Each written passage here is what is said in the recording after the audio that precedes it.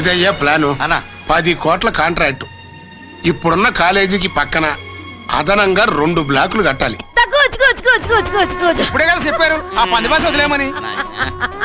ఆనందం ఎగదన్ని ఆపుకోలేకపోయానమాట. ఆపుకోలేకపోతే గోచి ఊడిపోద్ది.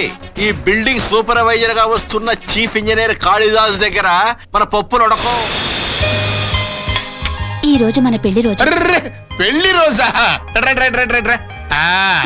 కూర్చో కూర్చో కూర్చో. ఇలాగే గ్లామర్ మెయింటైన్ చేస్తూ అడిగినప్పుడల్లా మొగుడికి హెల్ప్ చేస్తూ ఉత్తమ గృహిణిగా పేరు తెచ్చుకోవే.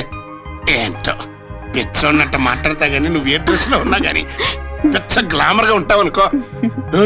అన్నట్టు మర్చిపోయా, ఈ ముచ్చట్లో పడి చెప్పనేమో. సాయంకాలం కృష్ణా గెస్ట్ హౌస్కి వెళ్ళాలి. ఏంటి అడ చూస్తావు?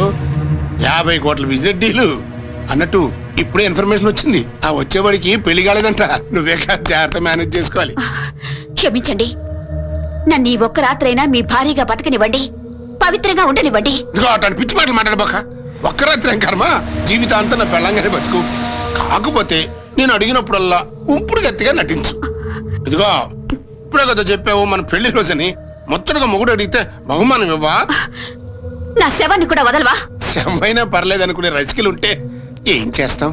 రెడీ అయిపో. నేను వెళ్ళను. వెళ్ళి తీరాలి. తాళి కట్టింది తార్చడానికి కాదు, తార్చడానికే నేను తాళి కట్టింది. తెగించినోడికి తెడ్డేనిచ్చిన పైకి రావాలనుకున్నోడికి పైసాయే పరమాత్మ. పిచ్చివాగుడు మాని వెళ్ళా. సారీ సారీ చంపేస్తా. వెళ్ళా.